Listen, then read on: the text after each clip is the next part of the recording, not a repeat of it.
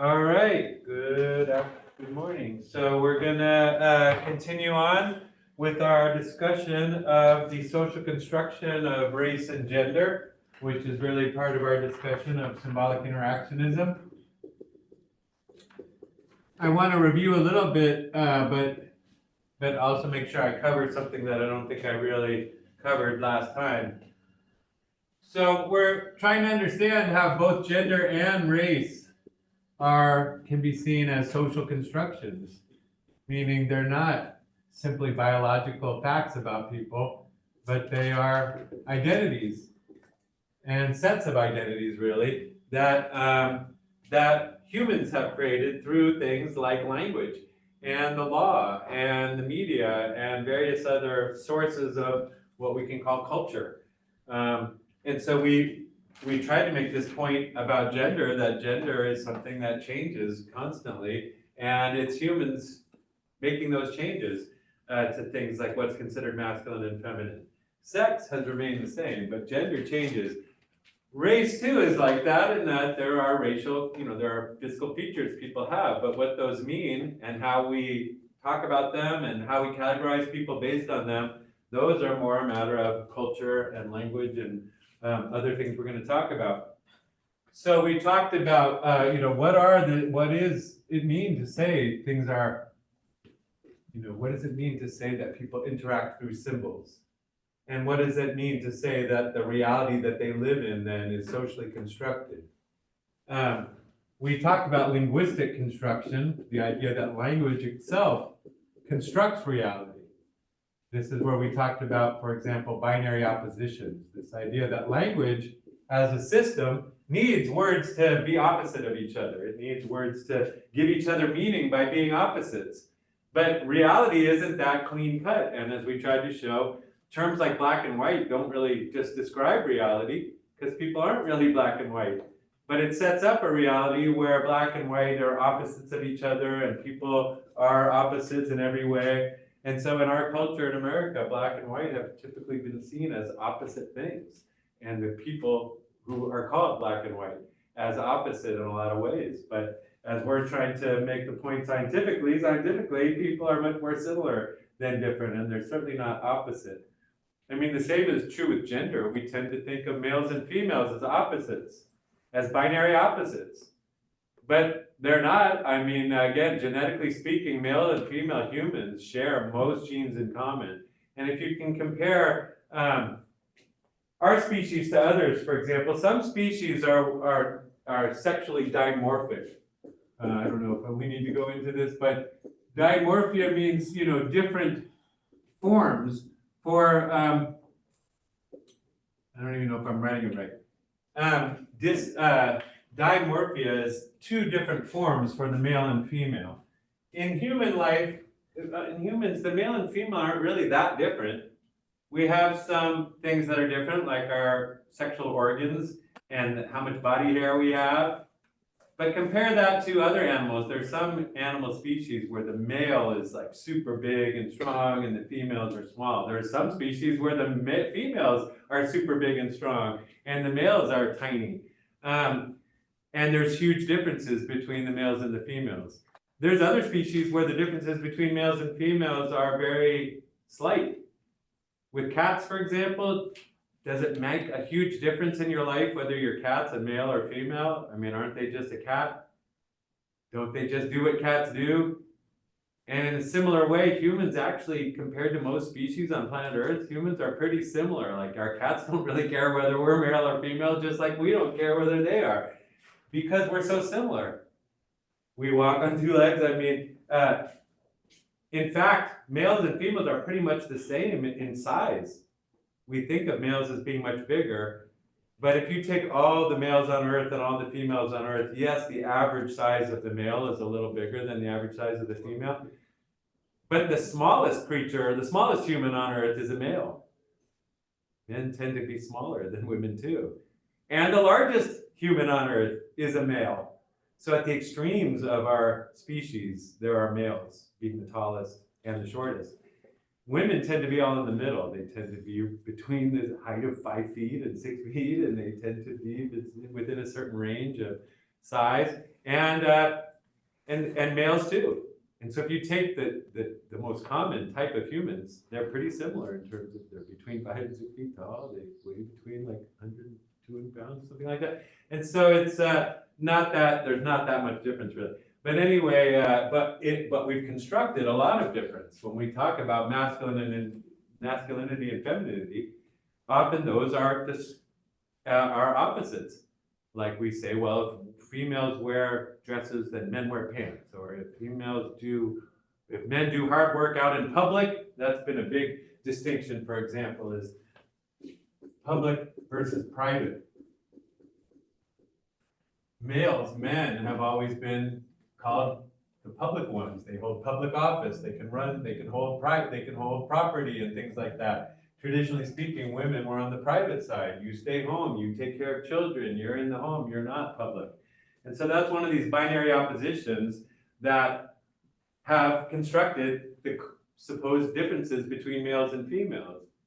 But there's plenty of female-bodied people that would like to be in public and run for office and have power and be in charge of stuff. And there's plenty of male-bodied people that would be happy staying home, taking care of children, being, making meals and things like that. So this idea that because you have a penis, you're supposed to be this way, and same with race. We're saying race too, that similarities between humans are much more important than their superficial differences. But if we're gonna say these superficial differences put people in whole different boxes, and not only whole different boxes, but the boxes define each other. So that everything that whiteness is defined as, blackness has to be defined as the opposite, it seems like, in our culture. So we say, for example, white people work hard, black people don't work hard. White people like school, black people don't like school. White people can't dance, black people can dance. White people aren't good at sports, black people are great at sports. I mean, we have this notion of opposite. Rather than thinking there's a lot of black people that aren't good at sports and there's some that are. There's a lot of white people that aren't good at sports and there's some that are. There's a lot of white people that like to dance and there's a lot of black people that like to dance. I mean, why do we always construct it as opposite? Our language tends to help us do that, and so that's why we're saying the idea I didn't really cover much was politics of language. What we call things really seems to matter, or at least if it's true that language helps construct our reality, then of course people are very concerned about what we call things. For example, what are your pronouns? That's been a big discussion lately in America. Should you be called he and she, or he, if you feel more feminine and identify as feminine? So people are are demanding, a lot of people, to say, I want to have different pronouns than the one our language constructs me as. I want to be more in charge of my construction of who I am. We've also had a lot of discussion of, race labels or race ethnicity labels. Like what? Well, obviously the N-word is an unacceptable word in today's language. It wasn't always. It used to be that was the common thing that white people used to refer to black people. And it created a reality where if you have black skin, you get to be called this terrible, nasty word. And if you're white, you don't get called that. What black people themselves and the civil rights movement have demanded to American culture to say the N-word is not something we want to be called, and we don't want it to be allowed, and we want it to be taken out of books and things like that. So for example, N-word is not allowed. For a while, the black community was called Negro. And Negro, again, constructs a reality, because if you call white people white and you use an English word, white, to refer to white people, but you use this French word, Negro, to refer to black people, then you are kind of creating a reality where they're so different that we need a different language to talk about them. So they have white people and then Negroes. Well, why is that? And so a lot of the black community began to say, if you're white, why are we Negro? If you're white, why don't you just call us black? And so in the 1960s, for example, the civil rights movement demanded pretty strongly to say, we don't want to be called Negro anymore. We certainly don't want to be called the N-word, but Negro isn't much better. we would rather be called black. Black seems more equal to white. If you're going to call yourselves white, the dominant group, then we, the subordinate group, we also want to not be so subordinated and have a more equal thing to you, where we are black and you are white. But based on things I talked about with binary opposition, so if you call people black and you call people white, well, as we talked about in our language, that's a positive and that's a negative, and positives line up with positives, so things like we just talked about, public and private, or strong and weak, or smart and dumb. So the problem with the black and white terminology is it sets up this binary opposition where the blackness is weaker, is worse, is negative compared to whiteness. And so the politics of language again shifted, and in the 80s, the civil rights leaders like not Martin Luther King, Jesse Jackson, said, well, we shouldn't use black. We should use African American.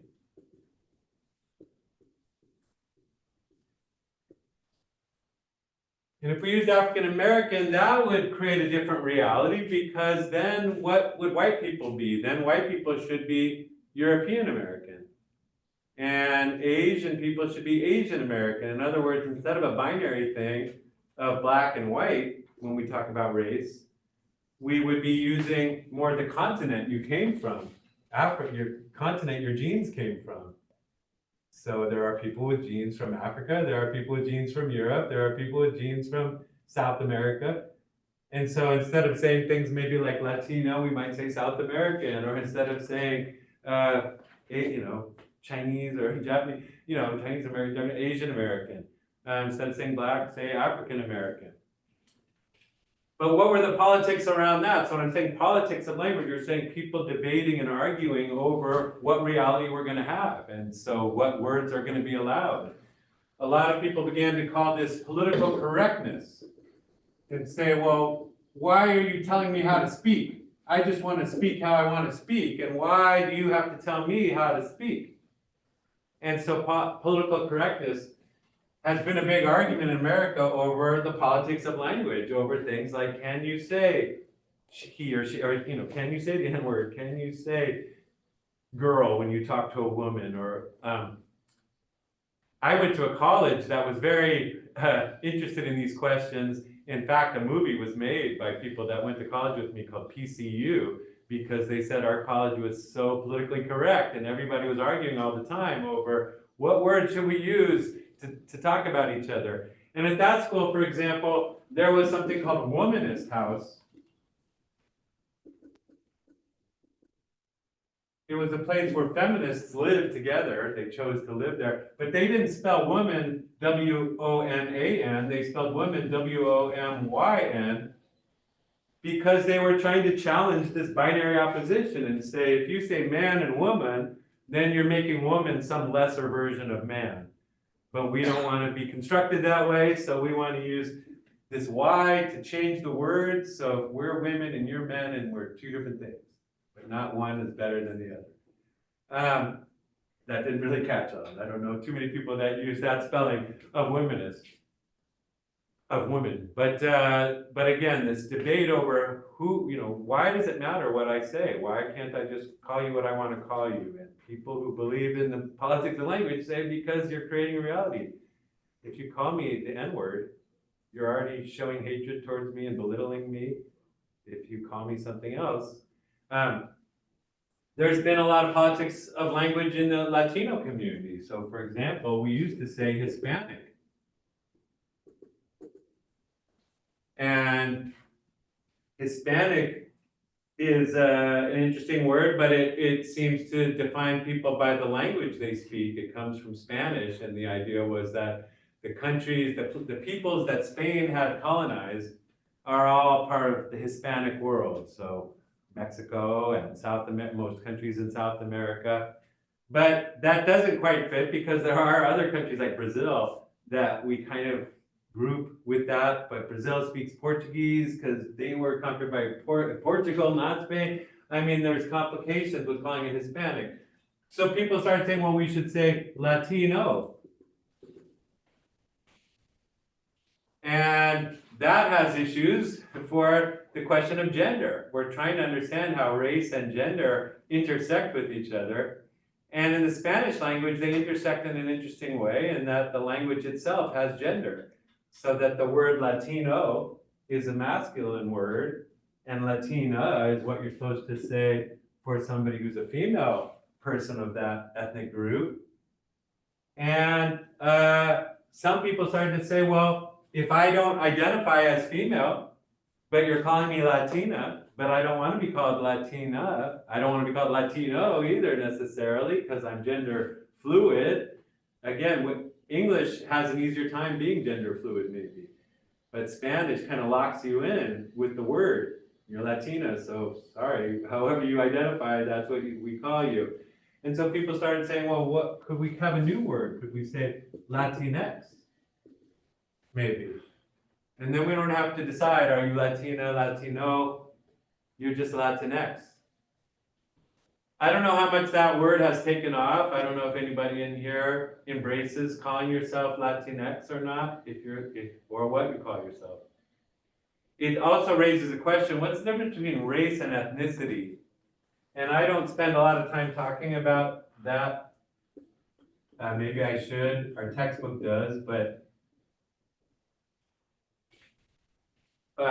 you could have multiple ethnic groups within a race. So ethnicity has more to do with how you identify culturally, the language you speak, the culture you adopt. So for example, Mexican American might be an ethnicity, whereas Latino would be the kind of racial group. I have a Jewish ethnicity, but my racial group is Caucasian, they say.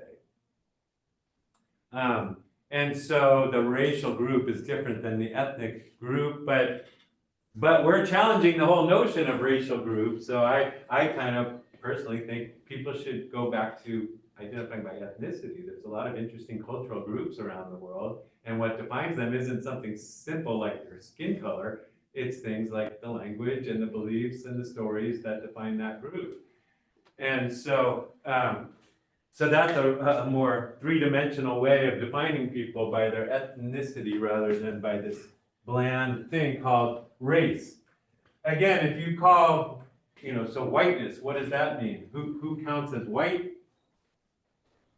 Well, if it's everybody in Europe, what is white? I mean, there's Germans that are white, English that are white, Russians that are white, Swedish people are white, Italians are white. But if we start asking, who are these people? Are they really all totally similar? I mean, if you know anything about Europe, these cultures are extremely different from each other, and they've had many wars over the centuries. So to say they're all one group and they're all the same doesn't really match historical fact. So it's a construction to say they're all white, so they're the same. Well, yeah, they have white skin and some other features in common, but there's also a lot of ethnic features that are different. I mean, you can look at an Italian and see that they might look different than a Greek, or that they might look different than a Swede, or a Ukrainian, or a Russian. I mean, they're fighting in Russia, killing each other. According to race, they're all one race. Why are they killing each other? But according to this deeper definition of people, ethnic group, for example, Ukrainians and Russians, many Ukrainians say we're not Russian, we're Ukrainian. We have a different language, we have a different story, we have different history, different values. So why are you lumping us all in as one thing? Russia, though, the leader of Russia, Putin, wants it all to be one thing. It's all Russia. There is no such thing as Ukrainians, he says. That's a made-up identity, a constructed identity, and you're all Russian. So he's trying to construct Russian as the identity for everybody there. So it's a battle. And who's considered white in America? If we go back in history in America, I mentioned Jews being Caucasian, but is that really true? I mean, there are white supremacist groups like Nazis and others that say they fight for the Caucasian race. Well, they don't let Jews in there.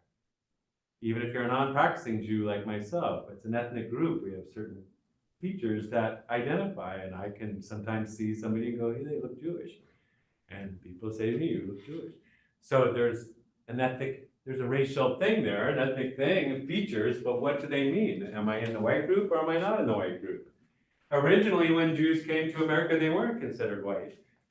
Neither were Italians. Neither were Greeks. And it usually used to be that white, and it used to mean wasp. White Anglo-Saxon Protestant. Somebody from Western Europe, from England or Scotland or Ireland, not even Ireland, that you had to be Anglo-Saxon as a certain ethnic group in the British Isles, and Protestant, your religion, helped define this white group.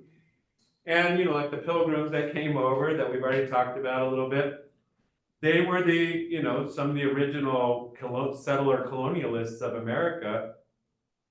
And that used to be what whiteness meant. So if you were an immigrant to America from, say, Germany or Italy, or a Jewish person from Russia, like my relatives were, you're not WASP, you're not Anglo-Saxon, you're not Protestant, you're something else. We now call them white ethnics. White ethnics are groups like, Germans and Irish and Italian and Jews.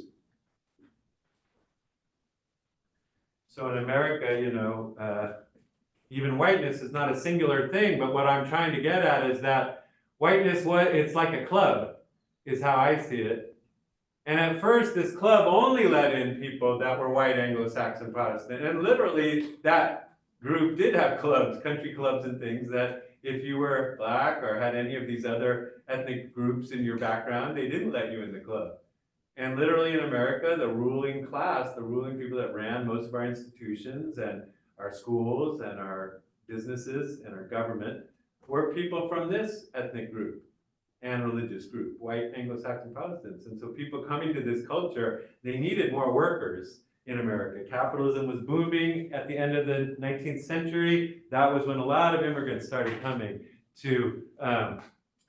into America. Ellis Island, you're aware of, maybe, the island in New York City where lots of immigrants first came and then sometimes had their names changed and things like that. We had Angel Island here in the West Coast where a lot of Asian immigrants came. And as they came to the country, whiteness was redefined.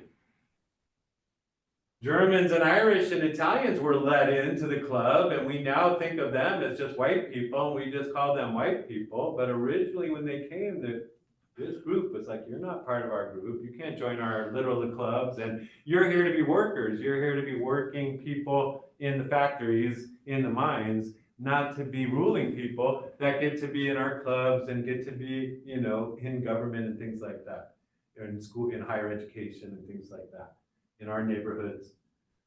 And so, but whiteness got expanded. And now, Jewish people can live in the same neighborhoods with white Anglo-Saxon Protestants. And there are still neighborhoods in San Francisco you can find that originally didn't allow Jews or Italians or Blacks or Mexicans or anybody like that. But what I'm getting at is whiteness isn't just a thing that you're born with. It's a category that humans have created, and it's changed over time, just the same way that what's considered masculine and feminine have been constructed and reconstructed over time. What's considered white or Latino or Black has also changed over time and is constantly changing. So that brings us back to what we were talking about the other day, which was this laissez faire racism idea. This idea that America has had a racial ideology, that one of the reasons, so we're saying race is partly constructed through language, it's also constructed through laws and other ways that power is exercised. And so where we were talking about the other day is that according to this analysis, and we're talking here about laissez faire racism again, this article by Bobo and Smith that's trying to understand how our notions of race have changed and been reconstructed over time in America, not just through language, but through other things like law. And so their argument is that we've always had a dominant racial ideology in America, but that ideology has changed over time. But as a thing, it always serves the same purpose. It's a belief system created by elites, and it's used to justify and explain what's going on underneath in the society. Underneath meaning what? Well, the economic and social arrangements, or I think I called them realities the other day. economic and social arrangements. So elites are the people who benefit from economic and social arrangements. They're the people at the top of the pile. And elites, this belief system created by elites, created by the people at the top of the system, at the top of the arrangements, and they want to maintain their own power. They want to stay in power. They want to not question the status quo. So they have to create a belief system, an ideology that says these arrangements are fine. These arrangements are how they're supposed to be. And so for many years, we had slavery in America. Slavery was the main economic and social arrangement in much of America from about, let's say, 1600, when America started to get going, till about 1865, when the Civil War ended. And there was a dominant racial ideology in place to justify and explain slavery. As we said, slavery is not a very just thing. And it's hard to explain if you believe in things like Christianity and that all people are created equal and stuff like that. Our own Constitution, our own Declaration of Independence says all men are created equal. And you look at our country and some people have to work for free and be owned and whipped, and other people don't. Is that all men are created equal? Well, there had to be an explanation. And the explanation was biological inferiority. That was the ideology. These people are down there, they're slaves, and we're up here because they're inferior. And this was what we called the race concept. This was when the whole idea of race got really invented. If you look back at the English language before slavery, there really was no term race. There was no concept of race. There was human beings, and they were, maybe that was how the term race was used, is there's a race called the human race. Now, it's true that in like Shakespeare's day, they did distinguish between different ways people looked. For example, if you know the play Othello by Shakespeare, the lead character is a person from Africa, but he's not called a Negro or anything like that. He's called a Moor, meaning he's from Morocco, and he's the Moorish prince. He's the prince of Morocco. And yeah, sometimes people don't like him, and they sometimes comment on his dark skin and other dark things about him, but they don't have a concept that he's a different kind of human being than the people that have lighter skin. It's just darker skinned person. But this idea that you're inferior, that you can't be the same, that you're less than, that got created to justify slavery. And as we were talking about the other day, slavery eventually became not rational. If you're trying to make money, you're trying to make as much money as possible, and you're running a cotton plantation, then making hundreds of people work from sun up till sundown to pick your cotton isn't the smartest way to do it. There are smarter ways. This is the area of industrial capitalism. What does industrial mean? Well, we already learned about factories, this idea that you can use machines and the factory scientific management to make products much better than just, remember we talked about absolute surplus value. Making people work long hours is one way to make profit, but a better way is to use machines. And eventually in America, a cotton gin was invented. A new machine was invented that allowed you to mechanize the whole cotton industry. So you didn't need large numbers of laborers working in a field, planting the cotton, picking the cotton. You just needed a few laborers running a cotton gin, running a machine to plant and pick the cotton. And so once that happens, you have a whole different ideology is needed. Now the elites make money by, as we learned with conflict theory, by paying people a low wage to do work. If you can agree to this low wage and you'll work for me, running the machines, then I can make money. And if that's your goal, you don't need this notion of inferiority. You don't need to explain why I have hundreds of people working for free, because you don't have that anymore. Now you need to explain, why should this white guy get the same pay as this black guy? Because under this system, by the way, poor white people were told, well, yeah, you're poor and you're mistreated in some ways, but at least you're not a slave. So a lot of poor white people kind of like slavery, or they were taught to like slavery because you don't have to be as low as the black people. And you get to walk, you might be poor, but you're white. So that means black people have to get off the sidewalk for you. As you walk down the sidewalk, you're poor, you got nothing, but you're white. And so they're going to have to clear the streets for you and things like that. Well, in this new system, if you're a poor white guy, you don't get any special treatment over the poor black guy. We have poor working people, and working people need to come work for the capitalists. And we don't care really what color you are. We care, will you do the job and will you do it for the price we're paying? And so this new idea of biological equality began to be promoted in America. A whole new ideology promoted with things like what were called Horatio Alger stories. Horatio Alger was this character in these stories that were very popular for Americans to read, that were all about how if you work hard in America, if you're a poor kid, born with nothing, an orphan with no parents, no money, all you have to do is work hard, and if you work hard, you can be rich one day. They were called rags to riches stories. And there were a lot of books like this and movies like this, and Americans were told in our media, in our books, in our literature, that all you have to do is work hard. Work hard is the new ideology. Not you're better because you're white. That was the old ideology. The new ideology is we're all born equal, and so in America we work hard, and that's how you get ahead. And that ideology, by the way, a lot of us still buy into. We really want to believe that America is what's called a meritocracy, meaning you achieve what you get in America through merit, through proving that you can do stuff.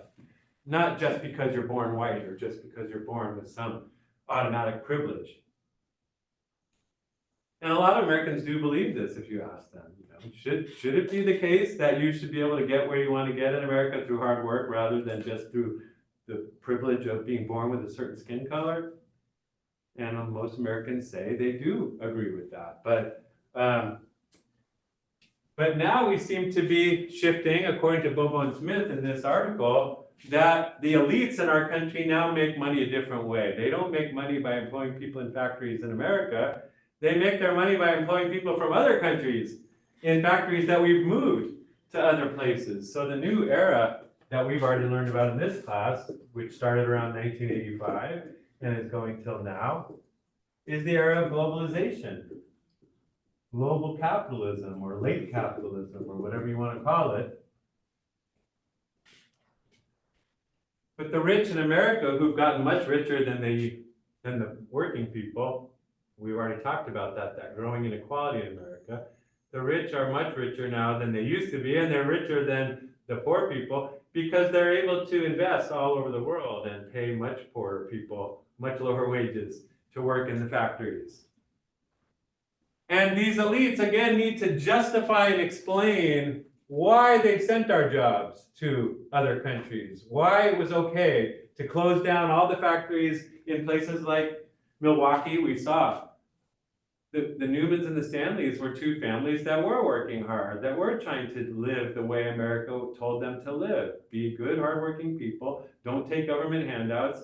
Do what you can to get ahead. Don't be addicted to drugs. They were trying to do all those things. And they found out that they lost. You're losers. You lose your home. You lose your job. Why? Because we've sent those things to other countries. Well, what's the ideology that justifies that? What can somebody like President Biden tell? And what we saw in the movie, they were hoping President Clinton was going to be better than President Bush. What could a president of America tell these hardworking people in Milwaukee why you're struggling now and you used to be doing okay? You're playing by the rules that our ideology says. Why?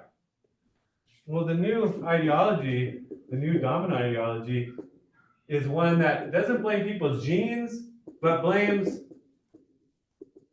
their culture, cultural inferiority.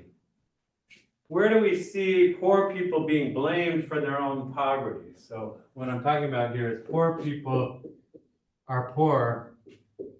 Poor people, have moral and cultural, problems. That's the idea here. Well, where do we see this manifested?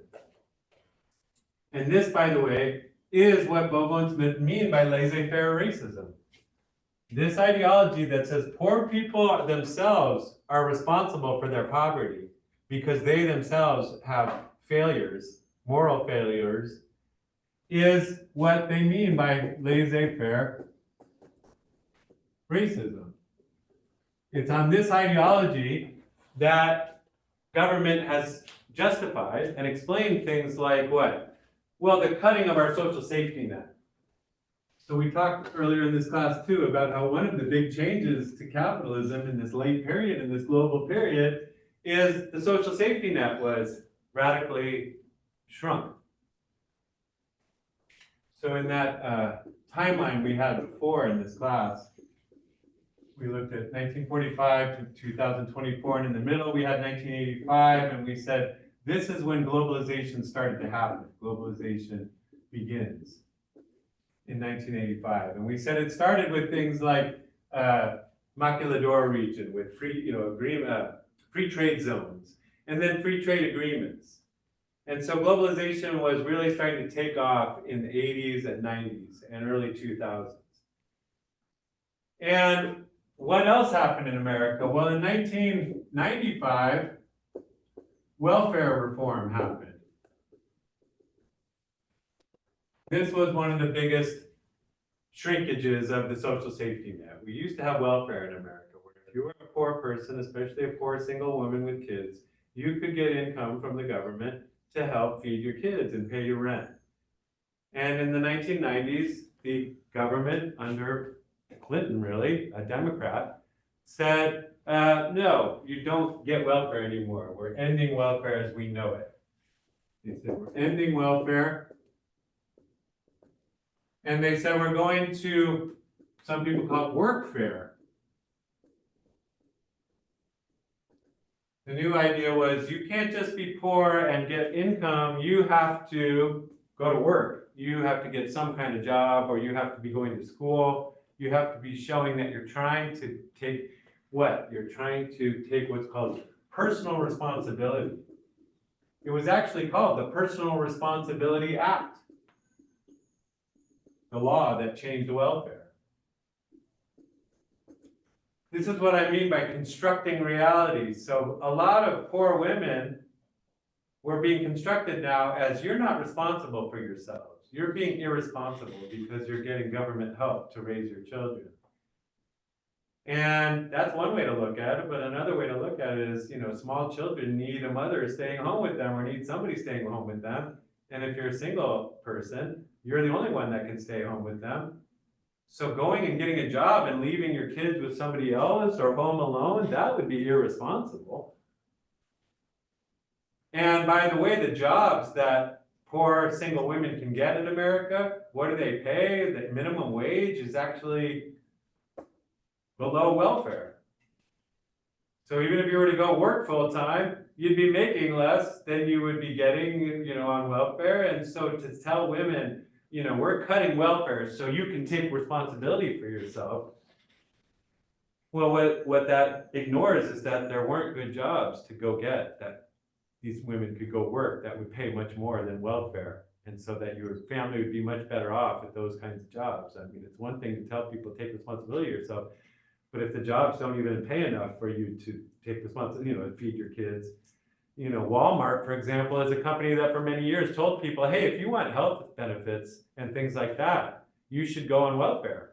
So even at the job, even a full-time worker at Walmart was being encouraged by Walmart to go take government money to help pay your salary. Instead of Walmart saying, you're a hard worker for us, we're going to make sure you have a pension and things like that. They were saying you go to the government. And so that's what I'm trying to get at is instead of, according to this argument, why did we cut welfare? Did we cut welfare because there were quote unquote welfare cheats? According to the right wing, according to the conservatives who backed this law, there were people just cheating welfare. They're just taking free money from the government. And they need to, we got to stop this cheating of welfare. Well, again, is that the real reason welfare was cut? If you go look at how much money was being spent on welfare by the government and how much taxes people were getting charged, rich people, to pay for welfare, it was a drop in the bucket I mean, there's a lot of other things that the US government spends money on and wastes money on. So to sit there and pick on poor women and say, you're getting welfare, we got to cut that. That's the only way we can balance our books and, afford things, is if you take a cut to your welfare checks.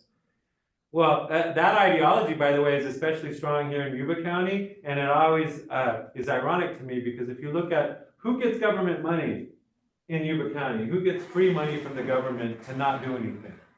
And do you know that rich rice farmers are the main recipients of welfare, of free money from the government? Rice farmers get paid in Yuba County to not grow rice.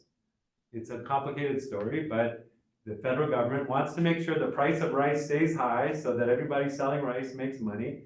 And to do that, they have to pay farmers, you could grow rice, but don't please. Here's money, take it, don't grow rice. And so it's called a subsidy, a government subsidy. A lot of people would call it corporate welfare. It's government giving free money to companies for decisions that they think help the country. But from another standpoint, in order to pay for that, to pay rich farmers to not grow rice, we got to take money away from poor women who are trying to feed their children. Or there's a lot of other expenditures the government does. Biden just gave $20 billion to Intel. Intel is one of the biggest companies on earth. They make billions. Why did they need 20 billion of our tax dollars? Well, he says to build factories here so Americans can go back to work. He's trying to stop the globalization thing. Now that it's gotten so bad, they're saying we need to bring jobs back to America. So they're trying to encourage American companies to build factories here and build things in America again. But the point being is the cuts to welfare were just, quote unquote, justified and explained by blaming poor people themselves. By saying we had to cut welfare because those people are irresponsible and they're cheating and they need to go back to work. What they didn't say, and another reason was rich people demanded tax cuts. We talked earlier in this class about the race to the bottom. As long as they could go invest their money in other countries where they didn't have to pay taxes, the rich people in our country were saying, if you want us to invest any money here, you better cut our taxes. Or we're just going to go take our money somewhere else. So the federal government kept cutting taxes on the rich people. During this period, 1945 to 1985, the richest people paid like 90% of their income in taxes. And they didn't complain. They're like, well, we're very rich and we can afford it, and that helps America. After 1985, rich people started saying, we won't pay more than 15% of our money. So it's the rich people that said, we don't want to invest in America. We don't want to spend our wealth to help America. We want to keep it for ourselves or invest it in other countries. And so according to Bobo and Smith, it's really the wealthy of America that abandoned the country, that took their wealth other places, that got rich by hiring non-Americans. And instead of blaming themselves for what happened and saying, yeah, we took the jobs away from America because it made us richer, they blamed American working people and said, well, American working people are irresponsible. Another term that's often used about American working people is that they're obese. Oh, American working people are obese. They just want to sit around and eat, and they don't want to work hard. Another argument about American working people is that they're entitled. They have an entitlement mentality, and they just think everything should be given to them for free. These are ideological ideas that have been spread in our culture, and people like Trump say them, and other people say them. American people are lazy and fat, and they don't want to work hard. But that's why China is doing so well, because they work hard. Well, American working people aren't lazy, but they have fought through the labor movement for things like shorter work week, 8-hour day, health and safety benefits and things like that, things that protected workers from capitalism. But essentially what the capitalists said is we want to go to other places where workers don't have those protections. And that will make us a lot more money. But instead of blaming ourselves as greedy, that's not the ideology. The ideology is those people, those poor Americans, are lazy, fat, entitled, bad workers, so we just had to take their jobs. We just had to send them to other countries, and we had to cut our taxes, and we had to do. And so American working people have been blamed for what happened with globalization rather than the elites. And this, by the way, has pitted people against each other. So the elites are able to say to poor working people, well, the reason you're not doing well is because Mexicans are coming across the border and they're working for less than you. And the reason you're not doing well is because Hmong people are coming here and they're buying up your properties and businesses. If you remember from Two American Families, she lost her home, Terry Newman, and then who bought it? Hmong people. She didn't express any ethnic resentment in there, but there are politicians in America today that would try to point to that and say, see, good, hardworking American people are losing their homes to immigrants coming in and taking their homes. And that would be a way of blaming immigrants and working people for what's happening to other working people. It's part of laissez-faire racism. Instead of saying, well, why are there Hmong people in America, and why has property gotten so expensive, and who benefits from all of that? Anyway, so Bowman Smith say Americans have been fed an ideology that divides them on race, that divides them between immigrant and non-immigrant, that divides them as red and blue, and all these things, and all of that division basically helps the elites, because it keeps them off the hook. The elites are still making money by sending our jobs to overseas, but instead of anybody blaming the rich people like Elon Musk or Trump or any of those, or Microsoft, they blame each other and go, see, it's those black people, it's those Latino people, it's those Asian people that have ruined America. And so it's an ideology that is very convenient to the wealthiest elites, just like the ideology of slavery or of race was convenient to the slaveholders. It kept poor white people happy, it kept black people under their thumb, and they got to get very rich without being challenged. And so that's the purpose of these ideologies, is to keep the people below you fighting and destabilized and unhappy while you rise above that and get to be the wealthy, powerful ones. And so when we try to understand why is it that Americans have adopted an ideology where they're not willing to help each other anymore. Remember we said that back in the day, in the 1960s, people were pretty prejudiced against each other, but they supported racial policies, race equality policies, I'll call them. So remember we said people in the 60s were pretty prejudiced, meaning they didn't necessarily hold positive attitudes towards people of other races and ethnic groups, but they were supportive of government policies that would make the races more equal, that would give people more equal opportunity, equal housing, equal health, those kinds of things, equal schooling especially. In the 2000s, though, as we said, people now are pretty tolerant. They say they don't harbor hateful attitudes towards people of other races and ethnic groups, and they say they can get along with them. But when you ask them, do you support policies that would make the races more equal, a lot of Americans say, no, I don't support that. And so Bobo and Smith say this is what shows laissez-faire racism, that Americans used to be in favor of government intervention in race relations, government intervening in the situation of black and white inequality, and trying to help black people gain some more equality with whites, and Latinos with whites, and Asians. But now we have a country where people are just very opposed to that government kind of intervention.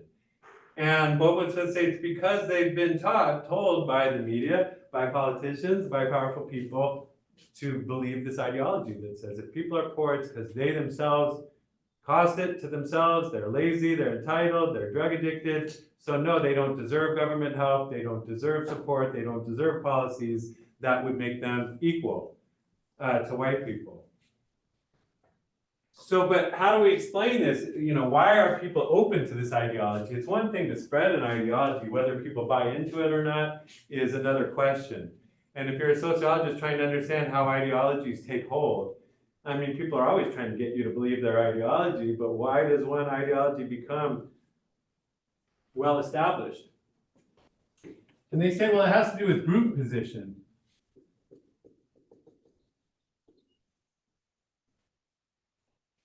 During this period, the whites as a group were way up here. And we could say that blacks as a group were way down here. What do we mean by group position? Why am I putting them up here? Well, the measures of, social measures, social metrics, I'll call them. What metrics? Well, things like income. How much do you make a year? Not just income, but wealth. Wealth is an important thing that we don't always take account of. Income is how much do you make a year, but wealth is how much do you have stacked up. So you could have a high income, but not much wealth, because if you're like just renting or, you don't own things. But if you own homes and you own bank accounts and stocks, then we say you have wealth.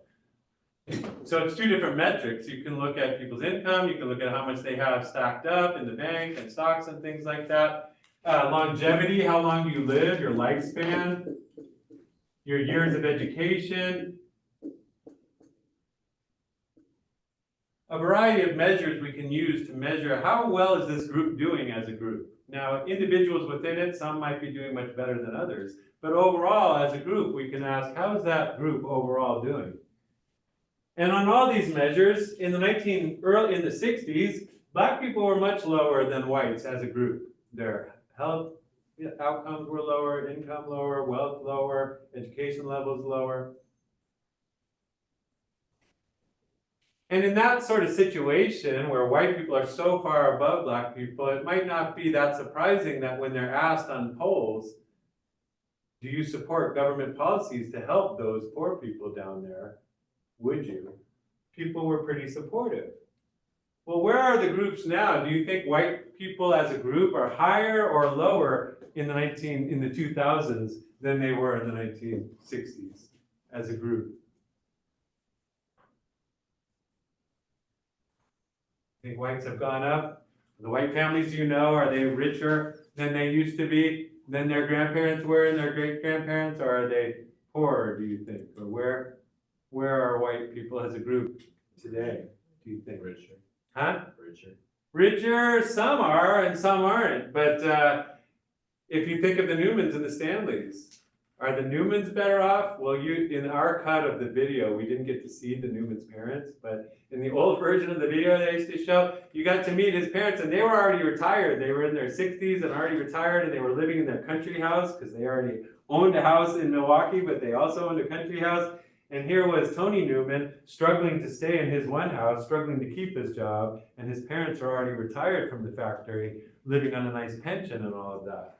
And so it was clear from that video that this white family, the Newmans, were worse off than his parents had been. And when you see Tony Newman's kids, he's got two sons that are living by themselves, in apartments on welfare and stuff, and one daughter that's doing a little better than that. But I don't think those Newman kids are doing much better than their grandma and grandpa, who are retired young and living in a country house somewhere.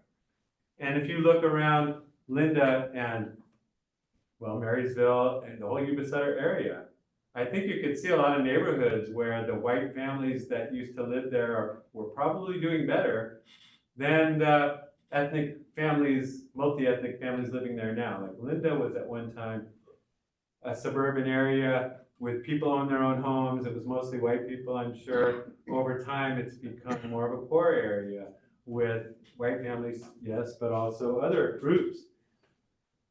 And so as a group, white people have actually gone down as a group. There are some white people that have gone way up. As we saw, inequality has increased in America. So some of the super wealthy are white, yeah, and they've done really well. Some of the super wealthy are black and Asian too. But as an overall group, their overall averages have gone down in terms of income, wealth, health. What about black people as a group? Do you think they're better or worse off as a group than they were in the 1960s? Have things gotten better for black people?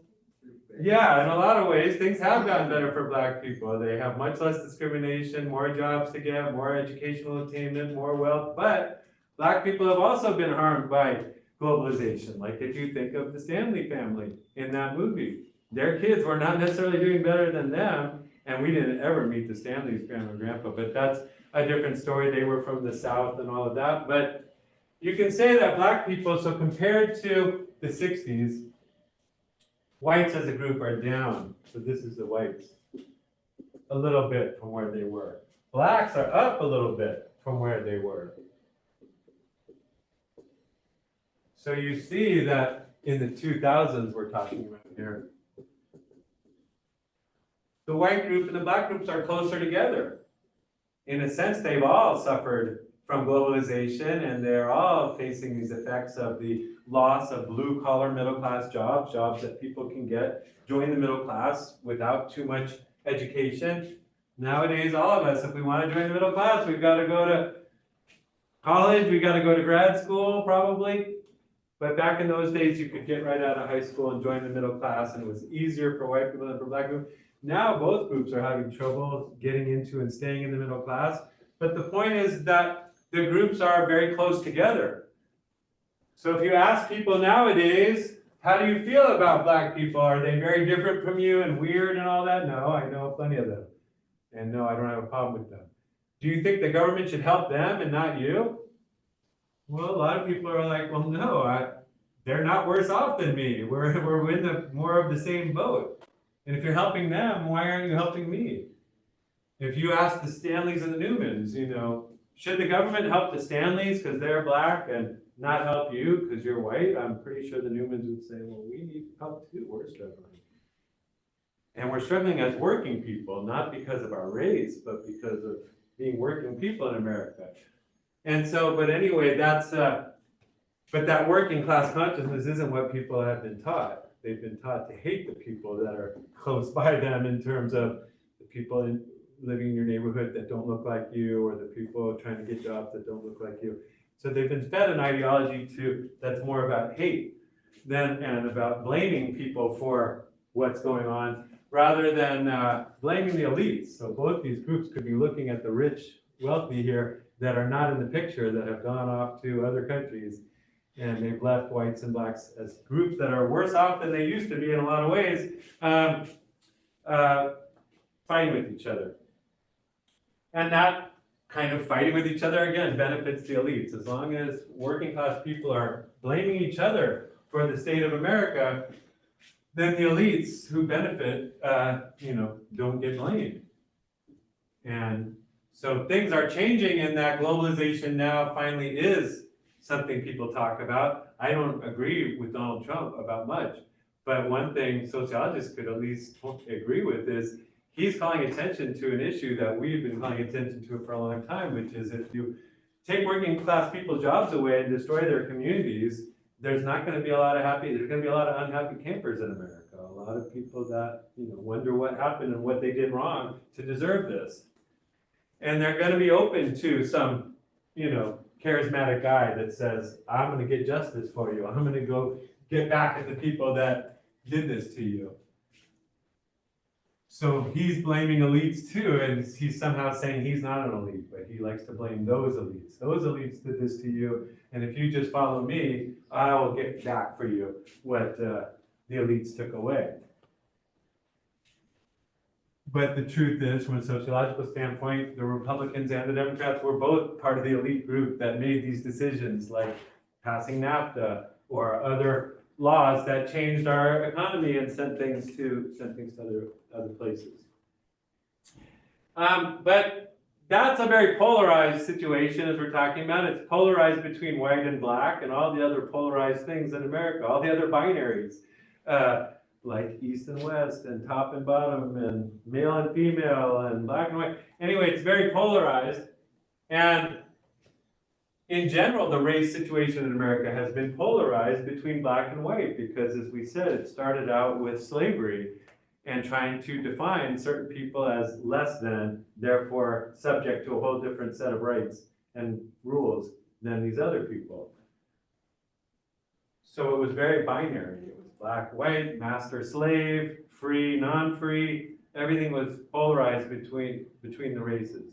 Well, where does that leave people who aren't black or white? Where does it leave Latino people? Where does it leave Asian people?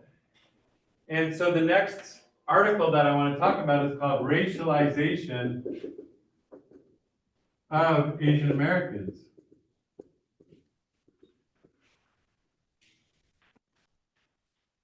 This, too, is an article about the social construction of race. This term racialization is very interesting because according to mainstream's notions of race, you're not raced. You just have a race. You're just born with one.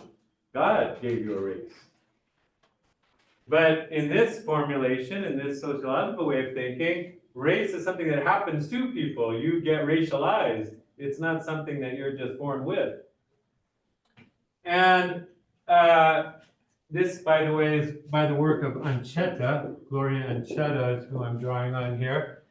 She herself is Filipina ancestry. And she's trying to understand, how have Asian Americans been constructed in American life? And she said they've been constructed two ways. One is called immigrant racialization.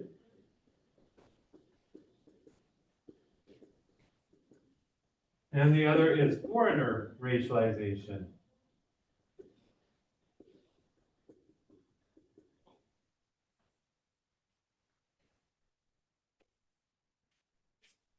A point I'm sorry, I'm not being very good.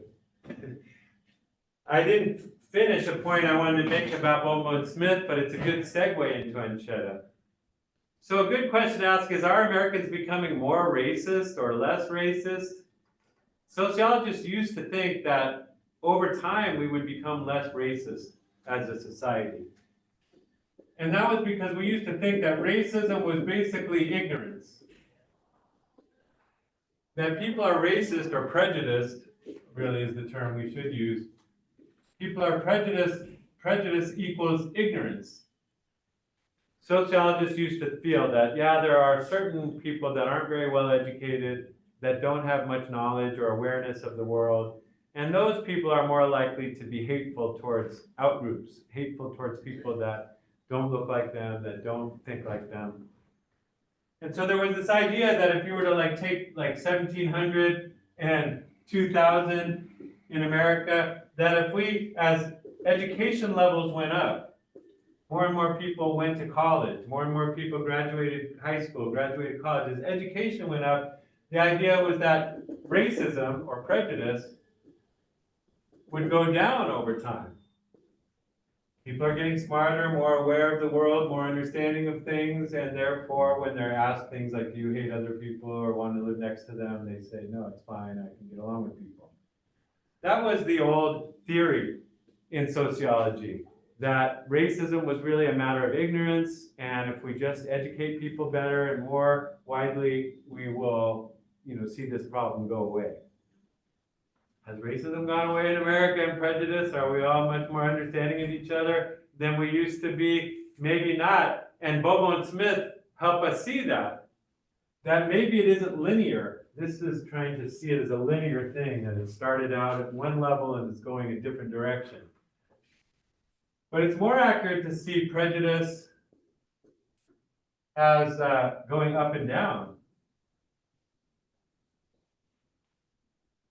For example, group position.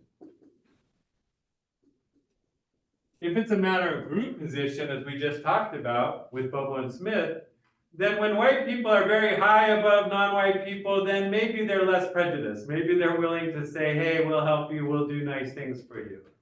But at other times, when the economy's tight, when people feel pressed for jobs and pressed for, and so what's really going on here is the economics. That prejudice and economics are related in that when groups are doing well, everybody's doing well, everybody feels good economically, then we get along. But when people are feeling pressed economically and competitive with other groups, and I don't have a job, or I don't want them to get my house or my neighborhood, then we get more racist. So the idea was here, economic boom times, the economy is good economy is here. Racism is low, good economy. Maybe this is a bad economy. So for example, the Great Depression was a time when there was a lot of ethnic conflict in America. It was a time when people were worried about their jobs and their future. The early 1990s might have been another time when there was a recession. So Bowman Smith saying the 1960s was the time when the groups were really far apart and things were really good for white people, not so good for black people. But as things became tighter for both whites and blacks in the 1980s, 90s, and 2000s, that's when white people were less willing to help black people. Well, Ancheta has a similar argument to make to ask, how do we see Asian people? Do we see them more in America as immigrants or as foreigners? To say that someone's immigrant is not very hostile. It's kind of subtle, and it's not hostile. How does it show up? So what would it mean to treat an Asian person as an immigrant? Well, it happens like if you're, so keep in mind here, when we're talking about people with Asian features, racial features in America, they might not be immigrants. In fact, as I mentioned, my people came over in 1905, starting around then. And nobody who looks at me thinks I'm an immigrant. If I walk down the street, people just assume I'm an American, full American person. And if a stranger talked to me, they might say, hey, do you know what time it is, bro? And I'd be like, yeah, it's 11 o'clock or whatever. But if I have Asian features, eyes, hair, facial features, and I walk down the street in Marysville, somebody might think I'm a recent immigrant. And they might say something like, excuse me, do you speak English? Yeah, bro, it's 11 o'clock. So you can ask me what. And there's a lot of Asian families in this area that have been here a lot longer than my family has been in the United States. And yet, because they have these Asian features, they're somehow assumed to be not as American as this guy over here with white features. That's what we mean by immigrant racialization, to treat a person with Asian features as if they were an immigrant, not just a full American. And how does it show up? It shows up in, like I say, these kind of subtle ways. They're not hostile. You know, if you ask somebody, do you speak English? You're not saying, I hate you, I don't like you. You're just saying, I see you as not one of me in a way. I see you as not a full one of me, a full American. Or it might show up in like you go for a job and they say something like, you do have your green card, right? And you're like, yeah, bro, my family's been here since the 1850s. They came over when the railroads were being built. When did your family come over? Oh, my German family came over in the 1920s. I mean, so there's a lot of German, Irish, Italian, Jewish. We came over a lot later than a lot of Asians, yet we don't get questioned as being immigrants, but a lot of Asian people do. A stronger, more hostile version of this is to treat people as if they're foreigners, to say, we don't even see you as an American at all, we see you as loyal to some other country. Can you think of a time in American history when people with Asian features were treated as if they were not loyal Americans? Was there never a time when an Asian group in America was suspected of serving some other country and therefore were treated differently than the people that weren't of that ethnic group? You aware of any examples of that? No? You've ever heard of the Japanese internment? I thought you guys would have learned about that. There was a Japanese internment camp here in Arboga, but throughout California during World War II, Japanese Americans were, and I even just engaged in it, I called them Japanese. They were American people living here for several generations all throughout California and America, and they were suddenly told during World War II, you're Japanese American, so you have to go live in a concentration camp. You have to give up your housing and your jobs here, and you have to go live in a special camp where we're going to watch you. You've never heard of the Japanese internment camps? I would think you would have learned about this in high school at some point, but if you didn't, then we really have a problem with racism in America, because we should be teaching our history, and this history was fairly recent. But yeah, if you did learn about it, what was the reason that this was done? Well, the argument was we just have Pearl Harbor. So if you know the history of World War II, it started with Pearl Harbor. This harbor in Japan, in Hawaii, got bombed by the Japanese military. And we weren't at war with Japan at that point. So this led us to declare war on Japan. And the federal government said, well, we can't trust these Japanese people. we need to put them in special camps because they can't be trusted. Now, America was also at war with Germany and Italy at the time. Did we have internment camps for Germans and Italians? Well, you didn't even know about the Japanese ones, it sounds like. Or maybe you did know, but you're just not participating, which I don't understand because, again, your grade depends on it. So sitting there without participating is harming your grade.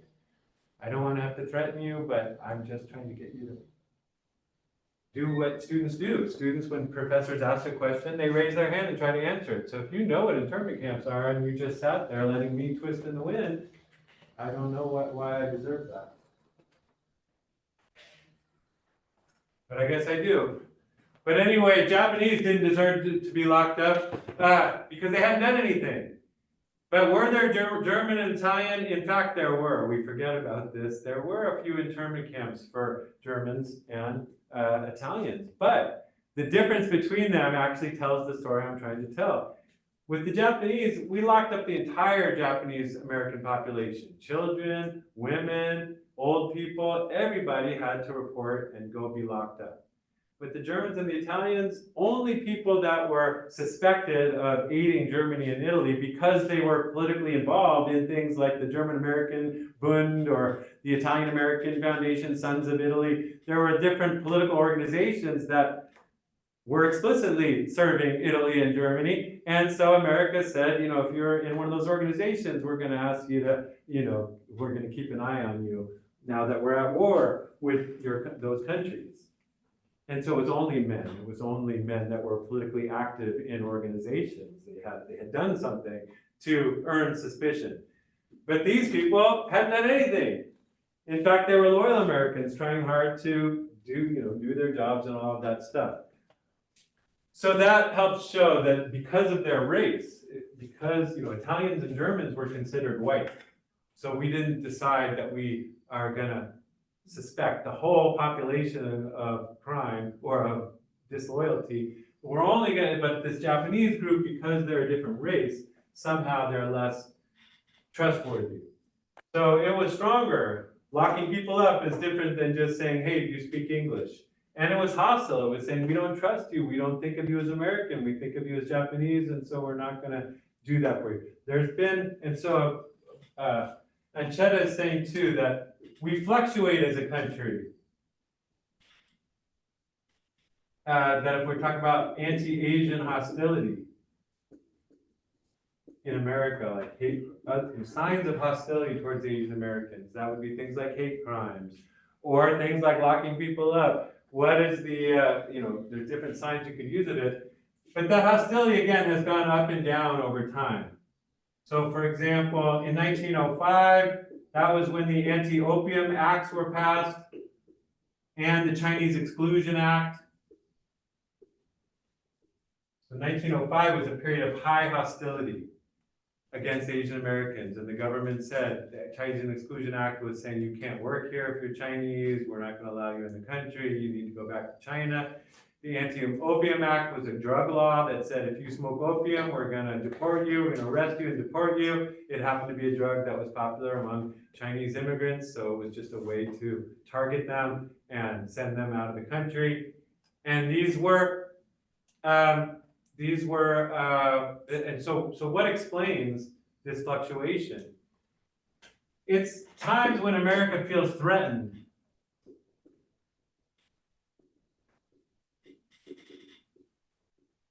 By Asian countries.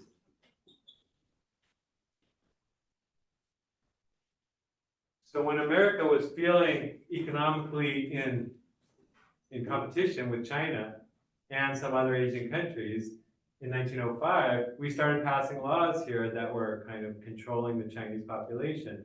Things changed after that for a while, but the 1940s were another time of huge hostility against Asian Americans. And because we were in competition, we felt threatened by Japan. Japan did attack, and a lot of Americans started to call Japanese people Japs and start saying, we can't trust them and they're our enemy. And so that was a time of high hostility. The 1960s, when Japan was trying to be just like America and making cars like we make and making movies like Godzilla and stuff like that. We love Japan, and Japan was our best buddy, and we treated Japanese Americans more like immigrants rather than like foreigners. The 1980s was another time of hostility where China started to rise and do really well, and a lot of Americans right now are hostile towards China and saying China's going to hurt us and they're spying on us, and Chinese looking people have been pushed off, into subway lines or pushed in front of buses. I mean, there's a lot of hate crime going on against Asian Americans. And so you could say, and not just Chinese and Japanese, but Indian people, some of them were blamed for 9/11. Sikh people with turbans were blamed, even though they're not Arabic and Muslim. I mean, and there's been other hate crimes against Sikh people. And so we might be in one of those periods now of hostility, increased hostility towards Asian Americans, because America is in a period of increased competition with Asian countries like China and India, and Russia is increasingly defining itself as not the West, but as an Asian country, and we are in competition with them as well. So she's trying to help us understand, it isn't just a race that you have and you're just treated a certain way. It's an ideology that constructs you in a certain way. And so in America, Asian people have sometimes been constructed as our friends that have immigrated here and we want to treat you nice. And other times you're hostile enemies that we're going to lock up and mistreat and stuff like that. So, and it has gone up and down depending on other things. I see you're locking up. There's one last group we haven't talked about. I started by talking about Asian Americans, saying that America's race situation is kind of polarized between black and white. The other big group that's not white in America are Latinos, and I have a lot to say about that group as well. I think it might be more relevant to some of you than some of these other racial groupings, but now I'm out of time. What I am going to ask, so we're almost at the end of this unit, but we're also about to start spring break.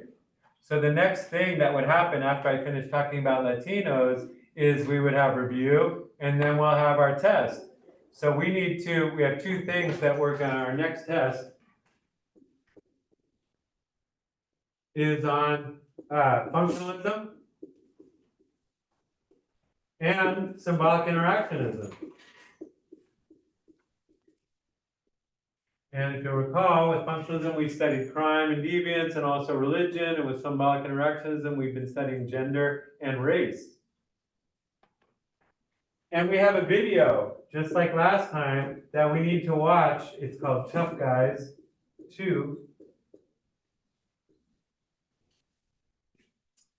Ideally, I would have finished with my material, and then I would have you watch Tough Guys over spring break, and then we'd come back and review everything and take our test when we come back. I haven't quite finished with it, so I'm not going to force you to watch Tough Guys, but it's just a heads up that Tough Guys is something you're going to have to watch on your own, and you're going to have to take that test on your own. So you may want to, if you have a chance, spend some time over spring break catching up on things. I want to remind you that in Canvas, the modules, Module 5 and Module 6. So Module 6 is about symbolic interactionism, Module 5 is about functionalism. And you can find the lecture outlines in there. There's a review guide, remember, on Canvas. There's also, if you go to Files and to Review Guides, there's a folder, and you get the review guide for exam number 2. So this is exam number 2. All of this is on Canvas. I encourage you to go start checking that out. When we come back from the break, I will finish this lecture on the Tuesday back from the break, and I will also I'll begin going over Tough Guys. So I'd really like you to have watched it before then. And I'll post on Canvas where you can watch it. You can watch it through Canopy, which is a free streaming movie service we get through our library. It's better than Netflix. So if you want free streaming movies to watch over the break, check out Canopy. But I'll put a link up there, and you should watch Tough Guys 2. It's pretty entertaining and interesting, I think. It's about, it's a play on words. It's about masculinity and how masculinity is constructed in America. But it's using this term guise. Guise means disguise or mask. And so it's trying to look at masculinity as being like a performance. just like symbolic interactionism does, and a constructed identity that men put on and take off. So we will talk about tough guys when we come back. Have a good break. You too. You too. Bye-bye. Bye.